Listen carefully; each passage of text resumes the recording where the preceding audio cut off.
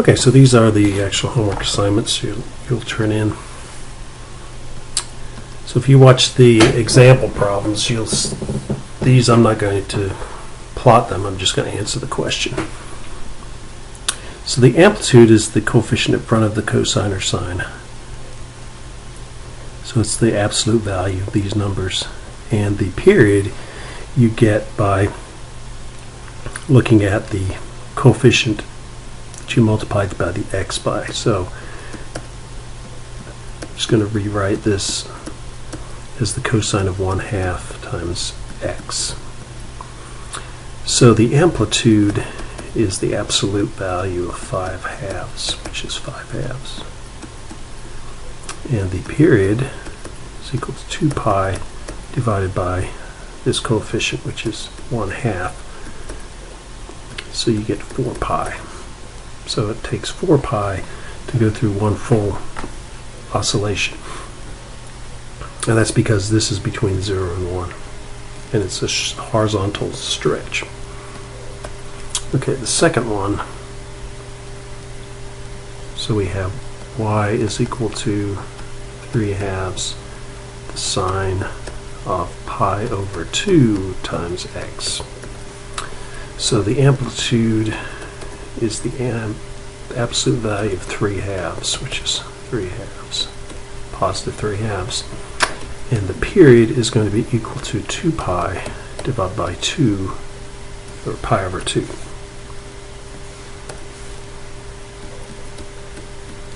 So what we do is we take the numerator and we multiply by the reciprocal of the denominator.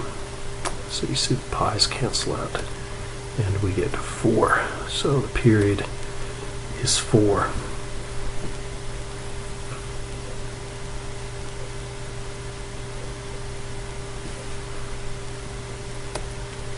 And number 3, because this is not a fraction, it's easier to see what is going on.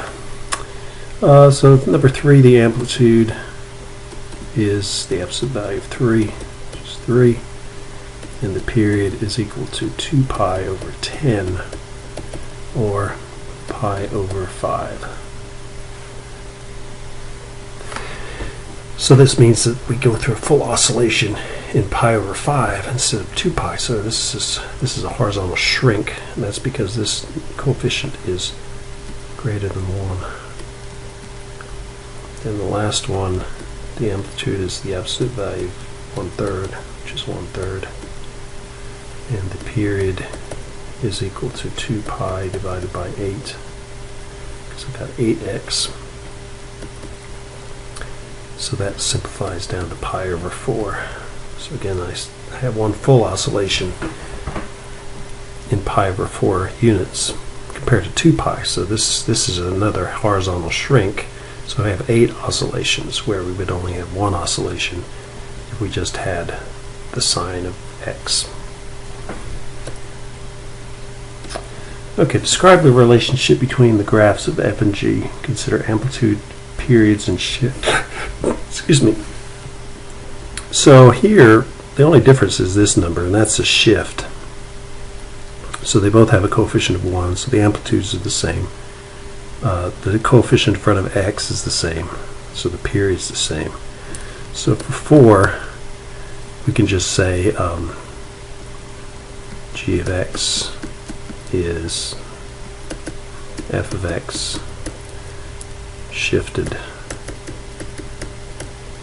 minus pi units in the x direction. If it was x minus pi, then it would be shifted plus pi units.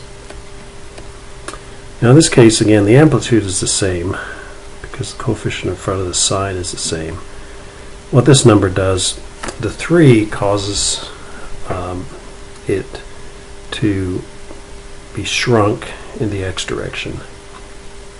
But what we're looking at is the difference between these two.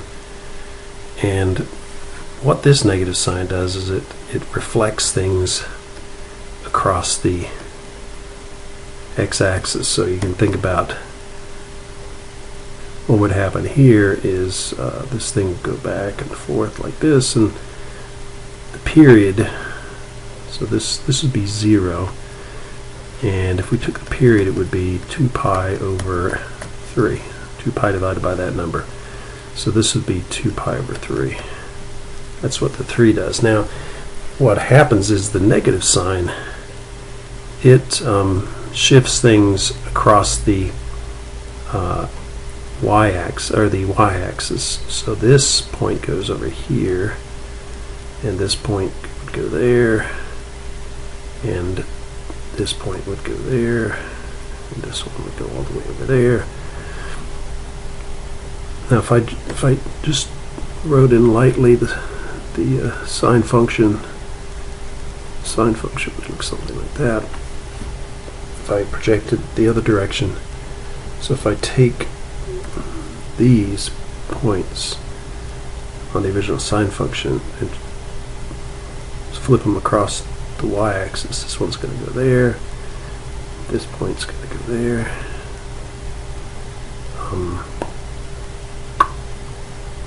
Yeah, we're looking at the red line. So this goes there, that goes there, this goes over there, and then this point goes to there. So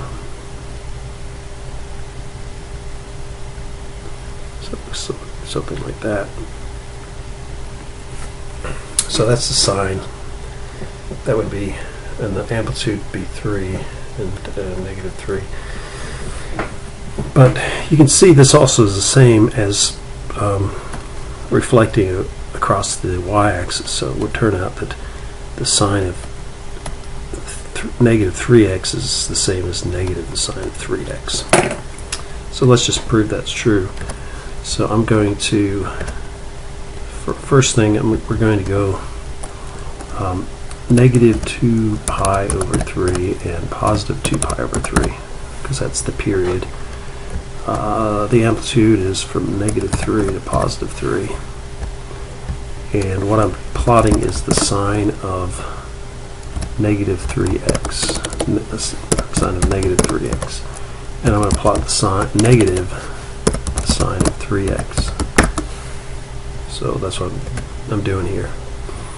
I'm going to plot sine of negative 3x and negative the sine of 3x, and they should end up being the same curve if I know what I'm doing, and I did. So you can see the period is, one period is 2 pi over 3, the amplitude is 1, and the sine would go up like this, but this is the sine, negative the sine or sine of the negative, end up being the same thing.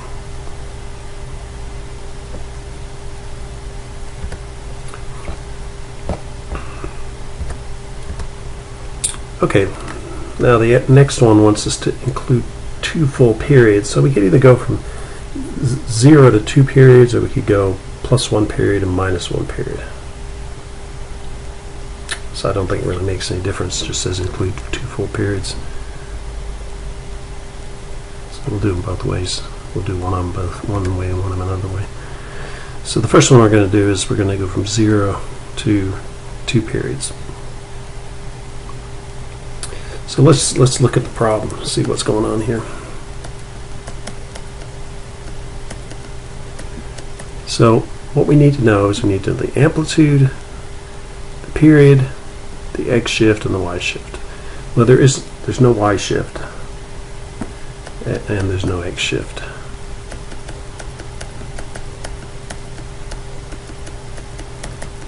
Zero. Okay.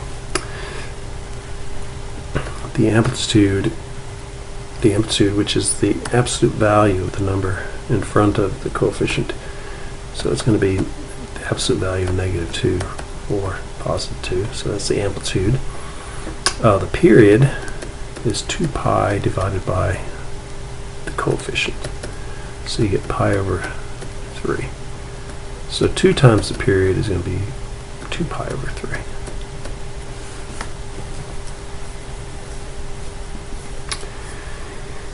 And so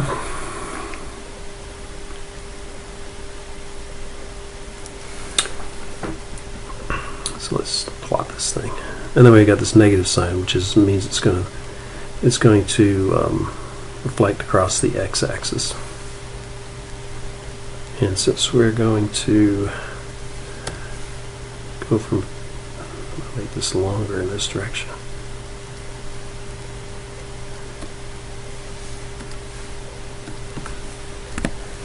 Okay, so what we'll do is we'll take this and make it into two equal lengths. This is pi over 3. This is 2 pi over 3.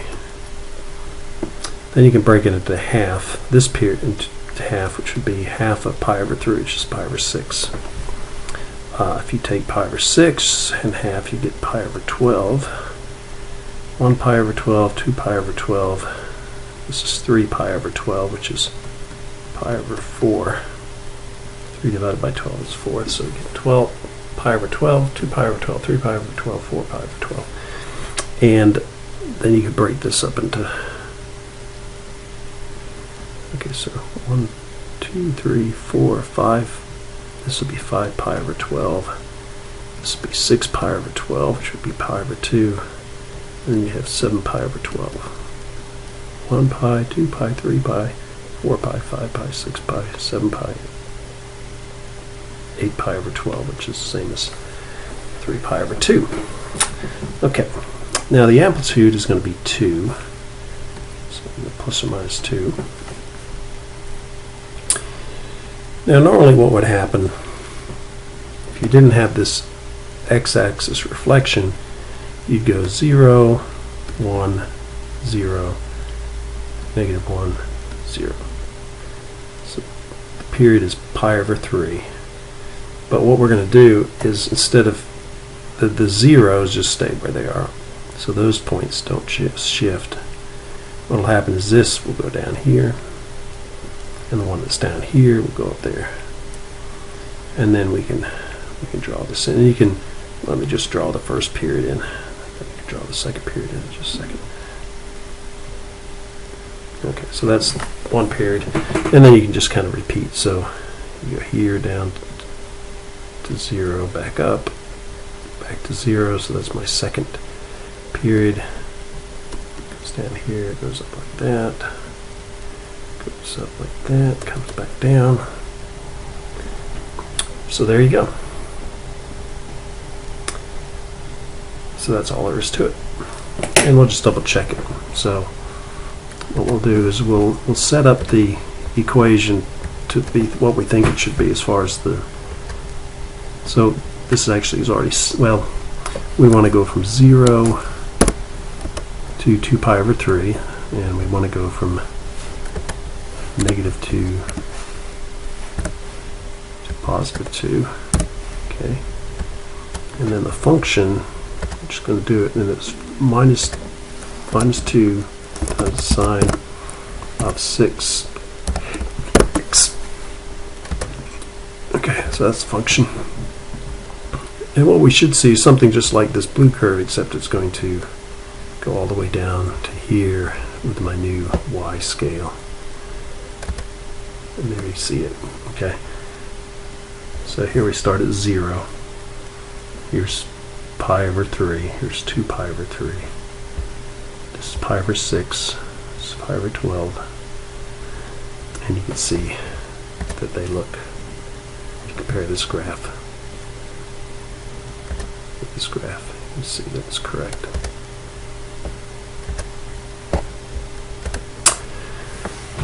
Okay, so the next one is pretty much like that one.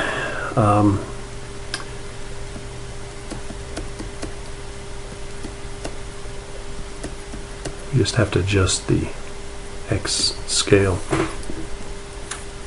So the amplitude is 10.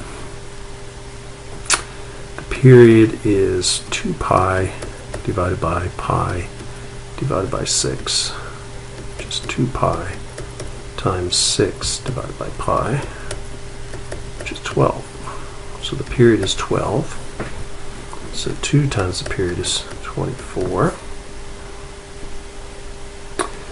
Now we have this negative sign, which is going to be a reflection across the x-axis. So let's set this thing up just like we did last time. This time we're going to go plus or minus.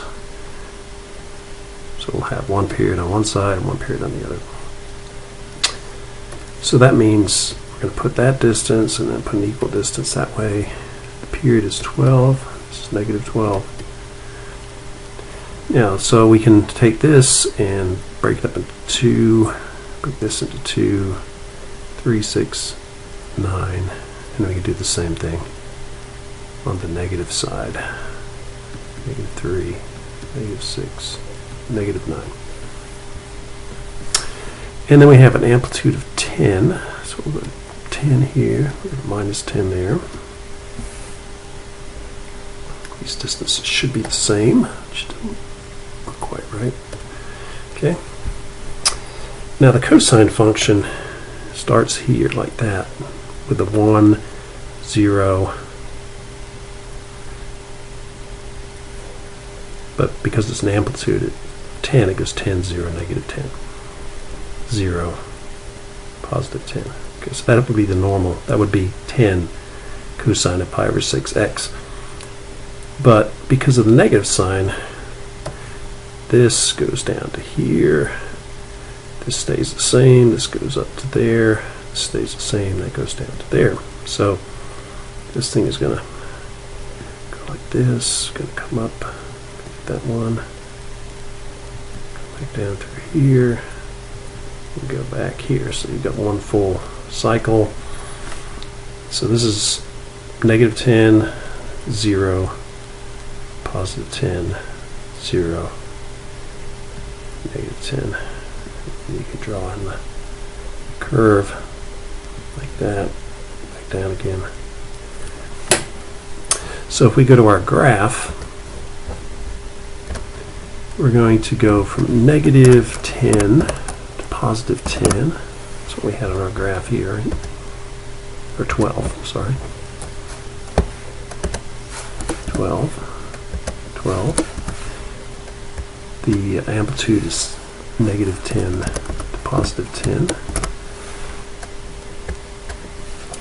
And the function is negative 10 cosine of pi over 6 times x. And what I should see is something similar to this. The origin will move to the middle. So there you go. How's that look? Looks just like that, doesn't it? So you can see we go from here, and actually I need to change the x-axis to integers. So you can see from 0, this is a minimum, to 12, which is a minimum. The maximum here is at half 12, which is 6. The 0 crossing is at 3 and 9. And you can see the symmetry around the x-axis. Okay.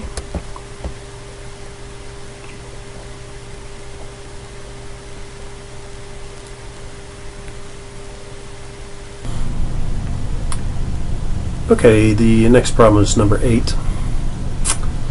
So let's just write that down. Copy it from the previous page. Y equals. I'm going to change the order.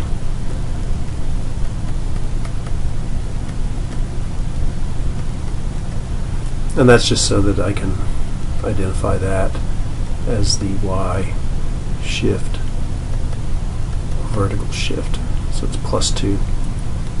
There is no horizontal shift because I just have some constant times x.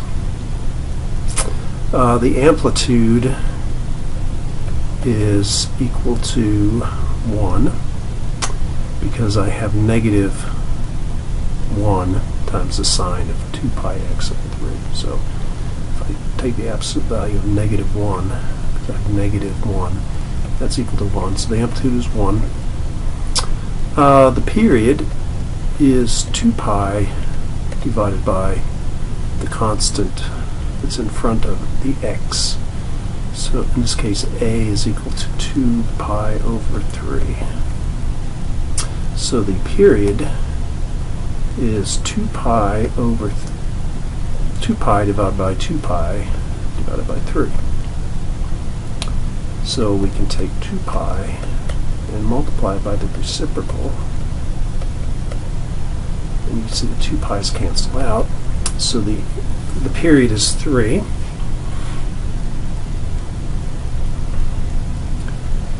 And we're going to do 2 times the period, but again, I think we'll go plus or minus from the origin.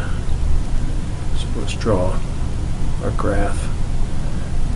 Now, so I'm putting the y-axis right in the middle. Notice we're shifting 2 in the y direction. So what I'm going to do is I'm going to put the x-axis kind of down here low.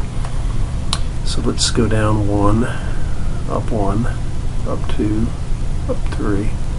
So this is -1, this is 1, this is 2, this is 3. Now, we kind of draw some horizontal lines that represent kind of the middle point. So the middle, where the thing oscillates around, the midpoint is y equals 2 because of this y shift. And then the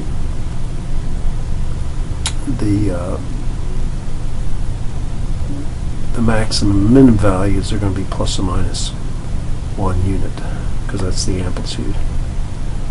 And what I'm going to do is I'm going to change the color of those to something a little bit different so that they stand out. Okay, so there we go. Okay, so it's going to oscillate back and forth like that. Now, let's put the x-axis values in. So you see we have a period of 3, so I'm going to go plus 3, I'm going to minus 3. And then we break that up into halves, so that's 1.5.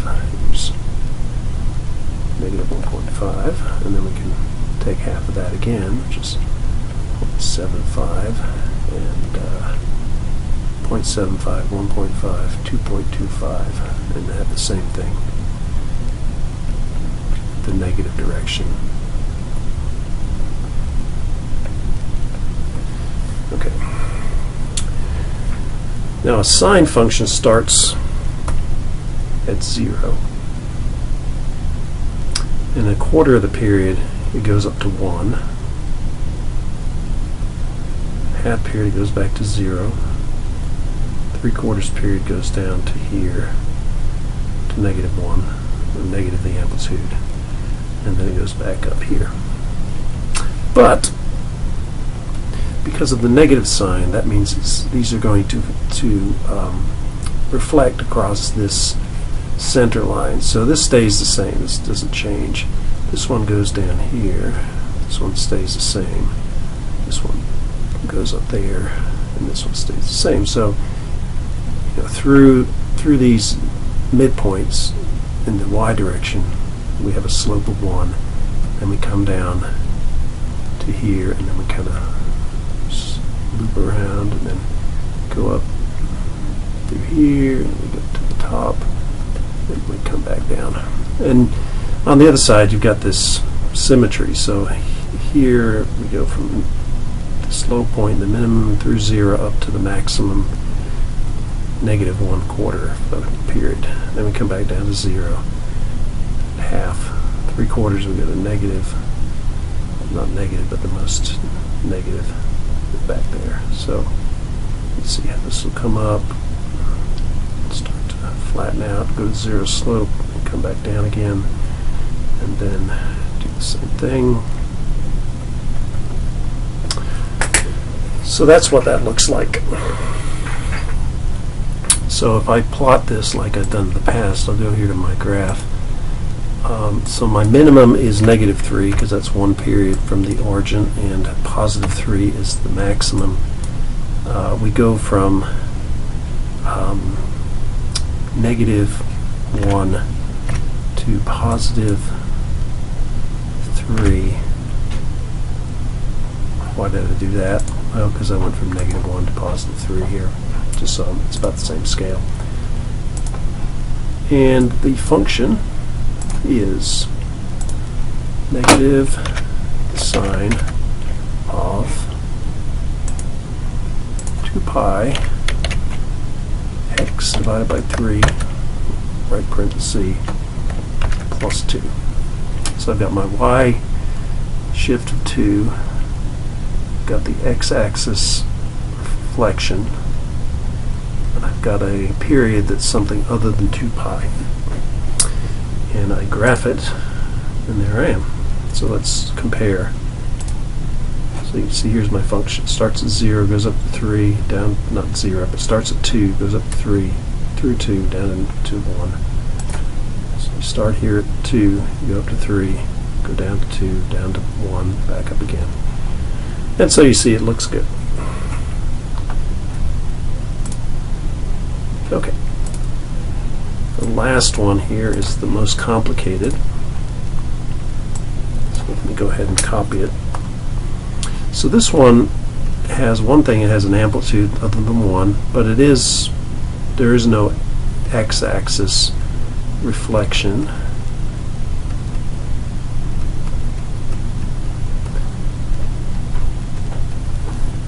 We do have a y-axis vertical translation. We have an x-axis translation as well. Now, this is not the most complicated. I could put something in front of x, that would make it more interesting. I could put a negative sign here, I could put a negative sign there, but you know, let's just stick with this one. So the amplitude is the absolute value of 4, which is 4. This is my y shift, so it's plus 4. The x-axis translation is, so the x shift is minus pi over 4, and the period is just 2 pi divided by a, which in this case is 1, so the period is 2 pi. So in this case we did these two where we did plus or minus the period. Here we're going to do 2 periods, so 2 times the period is 4 pi, so we'll go from 0 to 4 pi on our graph.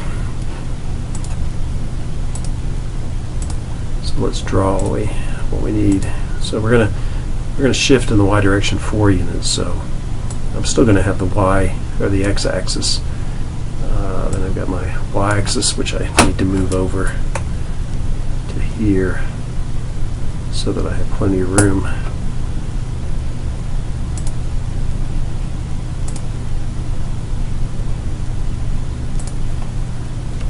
I don't like you just putting an arrow there. Don't need any more arrows. Let's just get rid of these things.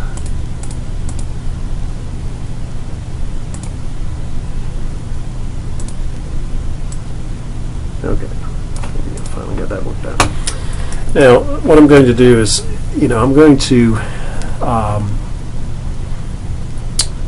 need a fairly big scale here because I'm going to have an amplitude of 4 that's oscillating around 4. So what I'll do is I'll make this 4. And I'll go twice that amount. That'll be 8. And this will be 0. And so I'm going to go 1 period, which is 2 pi, and I'll have 2 periods, which is 4 pi. Now I take 1 period and I break it up into 4 parts. So I'll have pi, I'll have pi over 2, I'll have 3 pi over 2, and then we'll do the same thing here. I'll leave them without marks on them. I could put 3 pi there. Well, actually, let's go ahead and put this would be 5 pi over 2, this would be 7 pi over 2. Yeah, just like before, I can draw some horizontal lines. One where I have the y shift, which is 4 units, and then I add the amplitude, and I subtract the amplitude. So that's kind of the bounds for this function. Okay, now normally the cosine is 1 at 0, then it goes down to 0, negative. Well, what I'm doing here is I'm using these boundaries to show where the maximum and minimums are. So I'm really not going up 1, I'm going up 4.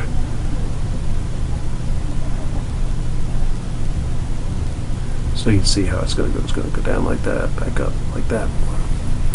But because I have this shift of negative pi over 4, what will happen is everything will get shifted pi over 4 units. So let's go ahead and stick negative pi over 2 here.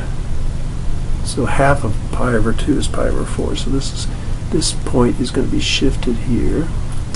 This one will be shifted there. This one will be shifted there.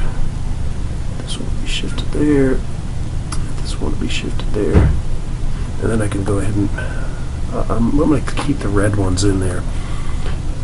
And I'm going to go ahead and do the red ones up here. So we went from 1 down to 0, down from the maximum to the midpoint to the minimum, to the midpoint to the maximum. So that was 2 pi. So go quarter, go down to 0, go to the minimum, go to the midpoint, go to the maximum. Okay. What I'm going to do is I'm going to shift everything over pi over 4 to the negative side, like that. And now I can kind of sketch this in. So I start at the max, I loop down, I go through the midpoint, I come down here, kind of loop around, go back up through the midpoint,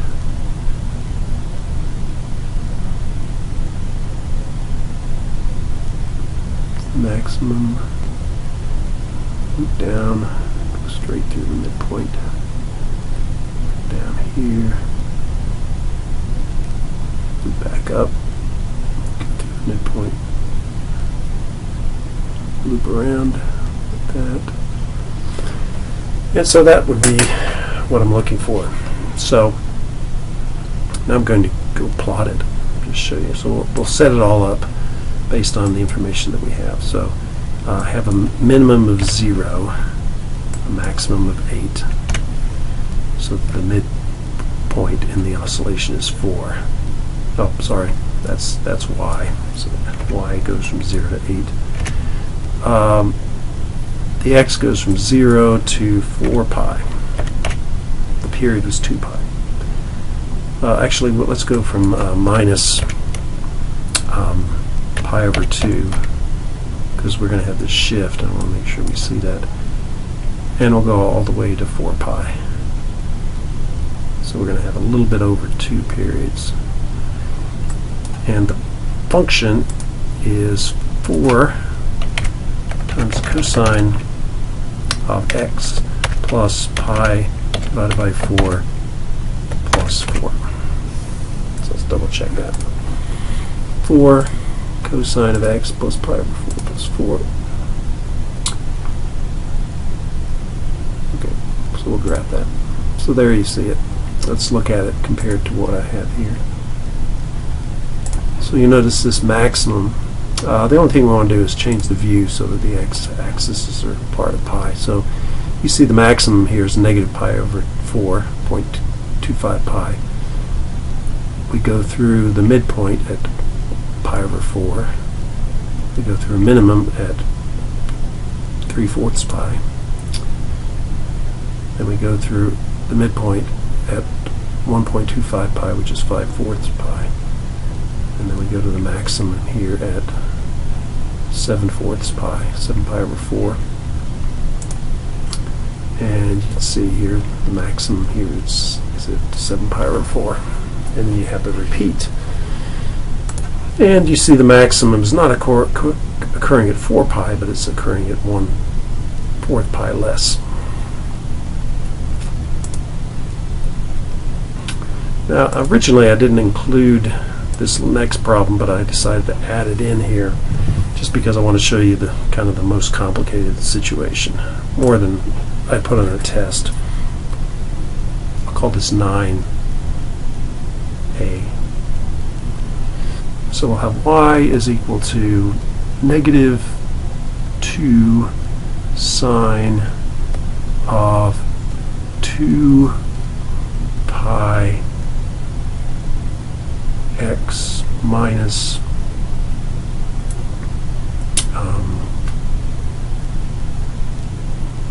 pi over 2 minus 1. Okay, so it looks very complicated, but if you kind of do it piece by piece. So you've got the amplitude is the absolute value of negative 2, which is 2.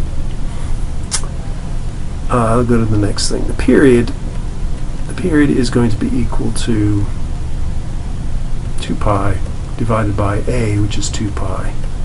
So the period is 1 unit. To be able to figure out the x shift, we have to factor out the coefficient in front of x. So if we divide both of these by 2 pi, 2 pi divided by 2 pi is just 1, so we get 1x. And then the second one was we have pi over 2 divided by 2 pi, which is the same as pi over 2 times 1 over 2 pi, which the pi's cancel out, and you get 1/4. So this is minus 1/4 minus 1. So we got the period as being 1. The x shift is plus 1/4. Okay, because this is x minus h. So h is plus 1/4. Let's just rewrite that. So we would say h is plus 1/4. So that means shift right 1/4.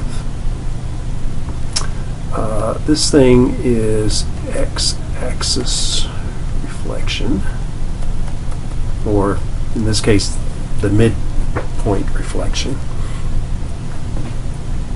And finally, this here is y shift of -1.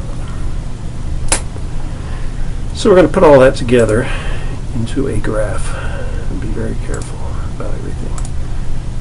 Again, I'm going to start. We'll do two periods in the x direction. Because I'm shifting in the y direction 1 unit, I'm going to shift this up a little bit. We're going to shift in the negative direction. So we'll make this equal to, let's make this to +1, then we'll have -1, -2, -3. So the midpoint of this thing oscillating is going to be -1. That's always the y shift, this value. Then the amplitude is 2, so I go up to from the midpoint, and I go down to from the midpoint.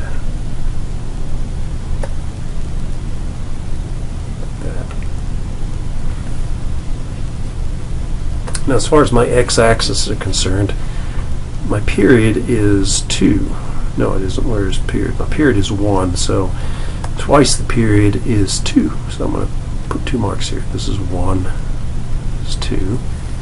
Then I take one period, I break it up into half. So this is a half, this is a quarter, this is 3/4, this is 1. And do the same thing here, break it up into 4 parts. So this is 1, 1/4, 1 1/2, 7/4, 2. Okay, so that's what I have in the x direction. So I've taken into account this and my amplitude. I've taken this and shifting my center point. I've used the period to decide the scale. And now I have to reflect this, my shift, and my reflection. So I'm going to go ahead and do the first, just let's talk about without any shift. This is the sine function. So what we'd have is, and I'm going to use different colors here, so I'm going to start with red. So a sine function is at the midpoint at the beginning, and then it goes up to the maximum, comes back down to the midpoint, goes to the minimum. Seems like this 3 just seems a little too high up, so I'm going to move that up a little bit so that this looks a little better. Okay, so we start in the midpoint, maximum 0. We go to the minimum, back to 0 here for the midpoint, to the maximum, to the midpoint, to the minimum, back to the midpoint. So that would be the sine without any shift or without any. So the next thing I'm going to do is I'm going to shift everything, the x shift, which is a quarter. So this goes to there, this goes to there, this one moves to there, this one moves to there. Just take an anchor point and I'm shifting it to the right 1/4 unit.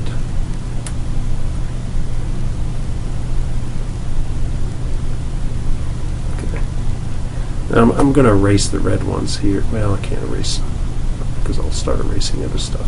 I guess I have to click on them and delete them instead of just erasing them. So what I'm doing is I'm taking all those original points and I'm taking them out. So these dots represent everything except the reflection. So then the reflection, these points stay the same. The ones at the midpoint, they don't get reflected, or they reflect them on themselves. And this one, this point will go from here down to there, this one will go from there up to there, this one will go from there down to there, and I forgot to erase that one. Red one here, get rid of that. And the blue here goes all the way up to the top. So now I get rid of the blue dots.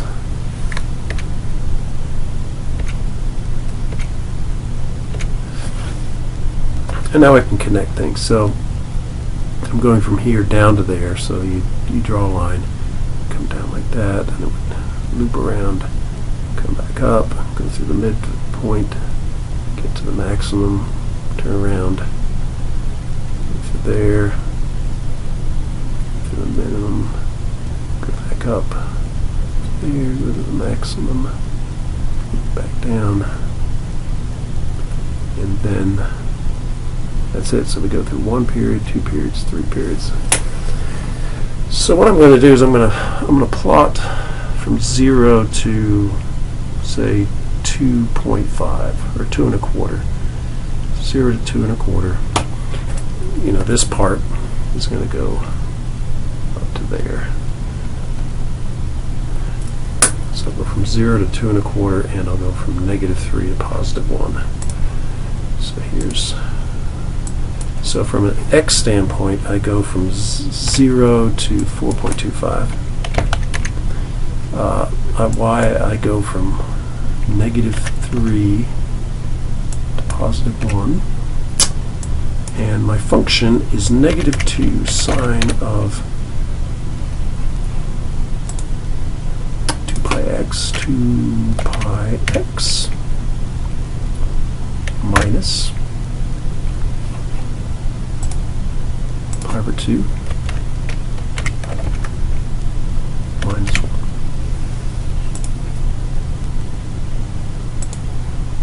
And I graph it. Let's see what I should expect. We should expect to start up here at x equals 0, start up at 1, then go down to -3, then back up to +1, down to -3. So let's graph this thing. And there it is. So you can see here at 0, I go through +1. I go, here's the midpoint line. So let's go ahead and put in a horizontal line. So let's say y equals -1. So there you go. So we go through the midpoint down to -3. and then back up. I'm going to change the x-axis to be in whole units. So you can see here at 0.5 we're at -3, at 0.75 we're at -1, 0.75 we're at -1, at 1 we're back up to 1. You see how this thing oscillates. And we go through one cycle. Oh, I forgot to change the x-axis. What was the x-axis? It was from 2.25. I did 4.25. Okay, so it's really 2.25. That's why I thought I had too many. Okay, there we go. So that looks more like what I had written, shown. Okay, so that's 9a. And we have two other functions. So we have 10 and 11. Put 11 in here. So these are pretty easy because they're just giving you examples of practical cases where you have sine functions. In this case, it's a function of time. And it says, when tuning a piano, a technician strikes a tuning fork for the A above middle C and sets up a wave motion that can be approximated by y equals 0.001 sine of 800 pi t. This is probably the displacement of the tuning fork. So it bounces, it oscillates back and forth, but it oscillates a very small amount. You can hardly see, you probably can't see it, but you can hear it. So this thing oscillates. And if we look at this mathematical description of the position of, say, the end of the tuning fork, the key things, this is the amplitude. They don't ask us for the amplitude. They really only ask us for the period and the frequency, which is 1 over the period. I'm using p here for period because that's what the book did, but I've been using t as the period. So you see the coefficient in front of the variable. So that's what I've been calling A. A is equal to 800 pi. So the period, they're using P, I use T, that's equal to 2 pi divided by 800 pi, which is equal to 1 divided by 400. And the units are seconds because my time is given in seconds. So that's a period, 1/400th of a second. Now the frequency is 1 over the period, or 1 over t, so you get 1 divided by 1/400th, which is 400. And the units are hertz, and a hertz is spelled H-E-R-T-Z, and that's the number of cycles per second. So this is, the period is seconds. If you take 1 over the seconds, you get 1 over seconds. Cycles is really just an oscillation. So in this case, they're saying A above middle C is 400 hertz, which it actually isn't. It's 440 hertz, but I think initially it was 400 hertz in the old days, like in the Middle Ages, but it's increased to a higher frequency. Okay, so all we're doing is recognizing that the motion of the tuning fork is sinusoidal, and from the description of that we can figure out what the period of oscillation is, the time it takes for one complete oscillation to occur, and the frequency. So pretty easy. And the same thing here, this is the blood pressure. It's saying the blood pressure has some average value and then it oscillates higher and lower depending upon the time period. And you could model this as a sine function or as a cosine function. Doesn't really matter. Again, period of the function and the number of heartbeats per second, or minute. The period is going to be in seconds because the units here are in seconds. If we get the frequency, that'll be heartbeats per, or cycles per second, so I'll have to convert this from seconds to minutes, but it's really the same as the previous problem. So the only part that we have to worry about is this part. The rest of it is telling us, you know, the average pressure. This is our Y shift. If we were to plot this thing, what would it look like? If we plotted pressure as a function of time, well, this is time, this is pressure, this would be, say, 100, this would be 120, this would be 80, so the amplitude is 20, so 20 above the mean, 20 below the mean. It's saying we start off at 100, and when t equals 0, you get 0 for the argument. The cosine of 0 is 1. So you start off here at negative 100 minus 20. And then we've got, let's say, this is 1 period, and this is 2 periods.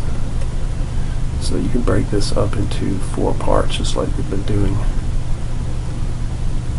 So what would happen is, a quarter period we go up to the midpoint, half period we go to maximum, 3/4 period we go back to the midpoint, and at 1 period we go to a minimum.